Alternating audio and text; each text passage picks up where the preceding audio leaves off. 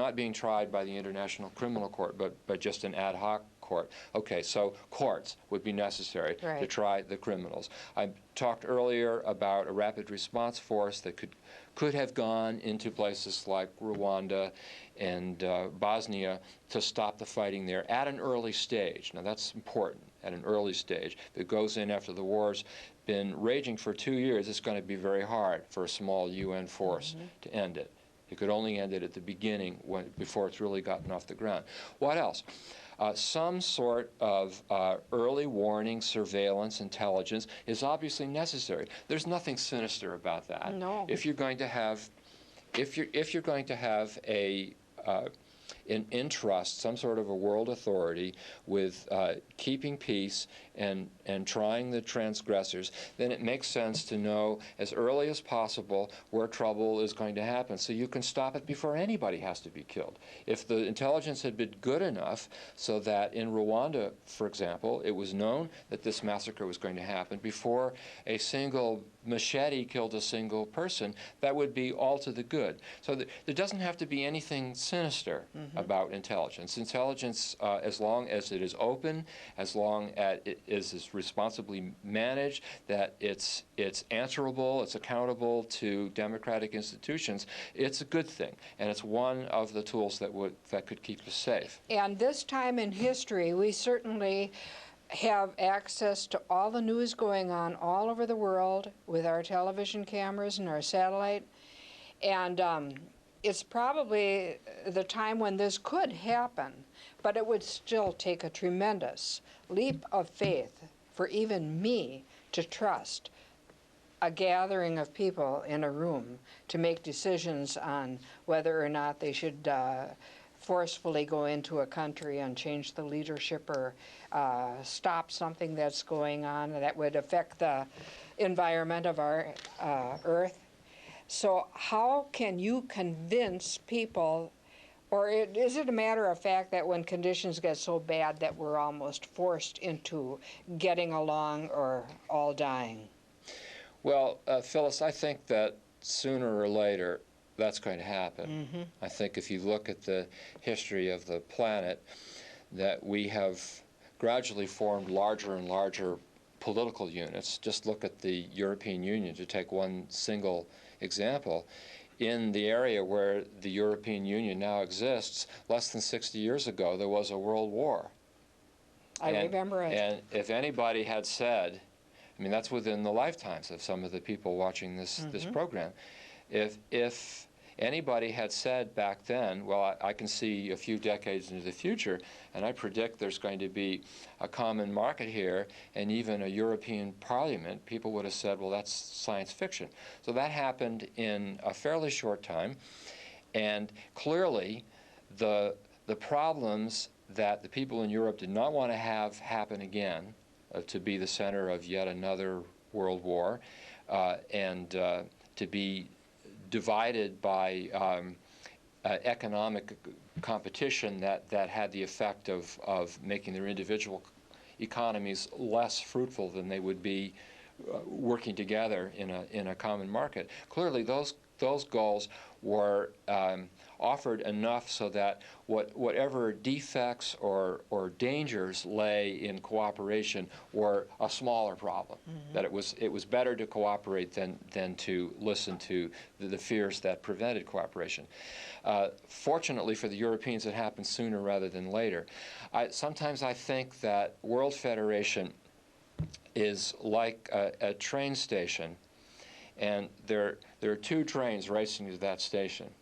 One train is the train of disaster, and that sooner or later, before the train gets to the station, there'll be some terrible disaster, and people will say, "Oh yeah, things are so horrible now. We're going to have a World Federation. We'll have nothing left." The other train is the train of education. If people wake up to the possibility of the problems that are going to face us, the continuing danger of war, the continuing degradation of the environment, and so forth, maybe they will start to say, like the Europeans, let's get together, let's begin creating these global institutions that can save us from much worse problems than the dangers that they will present, especially if they are set up intelligently and democratically and with lots of checks and balances like we have in the United States. That's the part that I've been reading the Left Behind series, like millions of Americans, and it scares me. A very few people gained so much power with their kind promises and wonderful things they were doing for the world. And then, of course, it was revealed that they were the evil ones and took over the world, and people let them do that, but then it was too late. The air was totally polluted with nuclear weapons and so on. And how can you be sure that that couldn't happen? Yeah, well, that Left Behind series is gives a particularly vivid picture of human government Very vivid. Run amok. I'd like to go back again to our founding fathers for a model of how to deal with the danger of the government itself becoming the problem, and that's what that's what you're talking about. The people who created our Constitution were as fearful of that kind of danger as anybody could be. They had just overthrown a tyrannical monarchy. The very last thing in the whole world that they wanted to do was to set up another government that would present the same kinds of problems for them, to get rid of a tyrannical king and replace him with another tyrannical king. They didn't have a federal government at all for about 15 years because of that danger. They ran under a system called the Articles of Confederation, where the individual states were almost independent, and that didn't work very well. In fact, the European powers were beginning to talk about picking them off individually.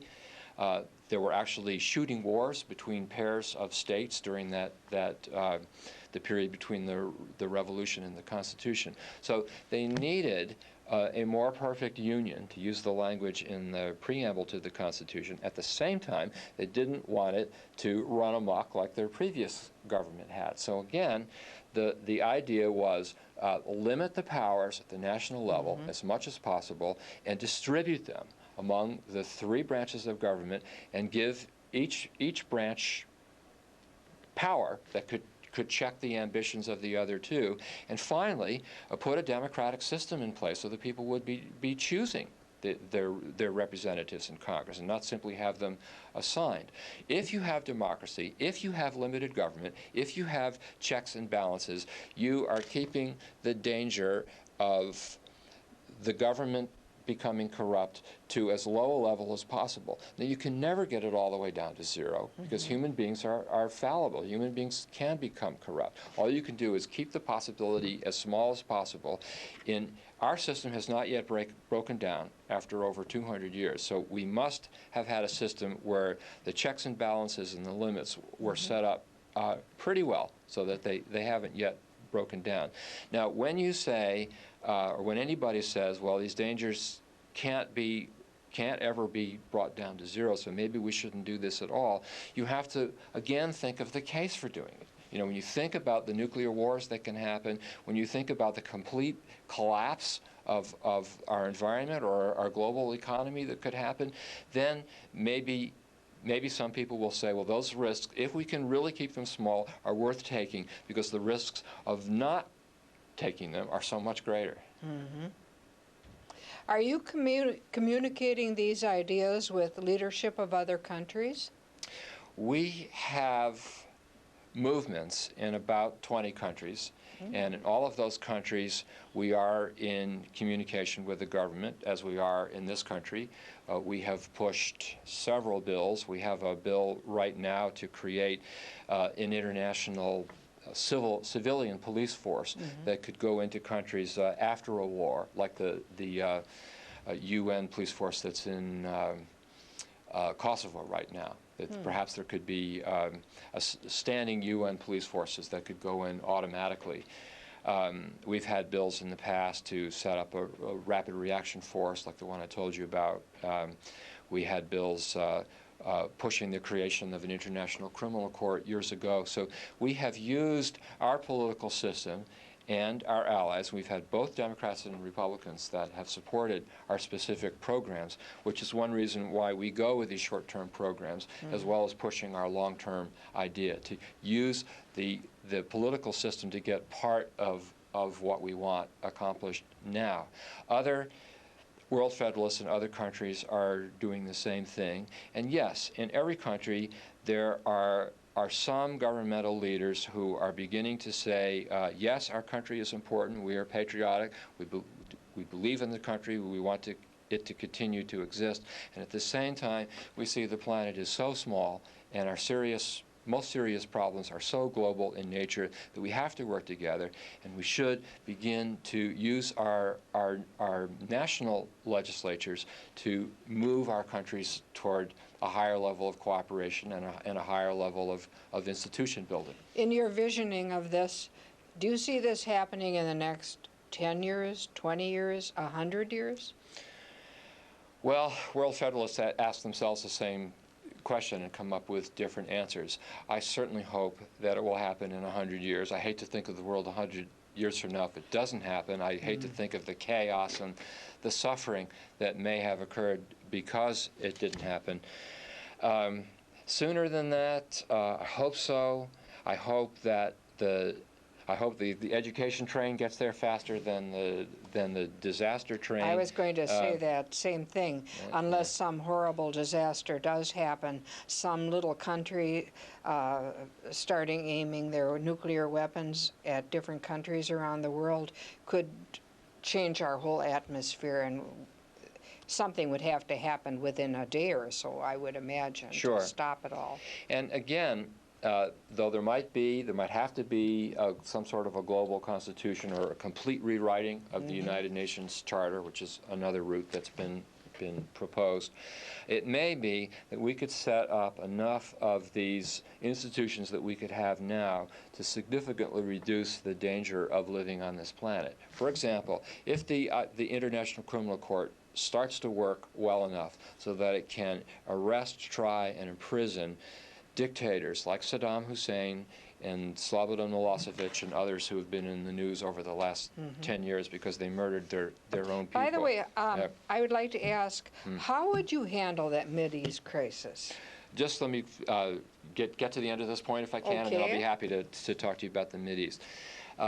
If we had the International Criminal Court, if we had standing peacekeeping forces that could go into these disaster areas right away, as soon as the fighting begins, if we had civilian police that could go in right afterwards, if for any conflicts that actually did happen, mop things up, it could be that we could save a lot of lives. Remember that Kofi Annan said around 2000 that in the last 10 years, 5 million unnecessary deaths had occurred because of a civil breakdown within countries. The institutions that we're talking about could have stopped those, and even though they wouldn't be a full-fledged World Federation, they would be steps in that direction that might slow down that disaster train so the education train can eventually do the rest of the building. The Mideast. The two obvious areas are Iraq and Palestine. Both very difficult problems. World Federalists have no instant solution for either one because they're happening in the existing world that has no World Federation. If there were a World Federation, then a properly working World Federation, it should not be any likelier for a constituent state like the government of Iraq to build a nuclear bomb than it would be for Alabama to build a bomb. If there were anybody crazy enough in the government of any particular state to build a weapon of mass destruction, the response from the national government would be overwhelming. The same thing, I think, would happen in a real World Federation. If there were a quarrel over territory, like there is between Israel and Palestine, that would be solved by a World Federation, the same way that the United States government, through its court system, can solve water disputes or even territorial, even boundary disputes between states. They don't go to war anymore, they go to court. Right. So those institutions are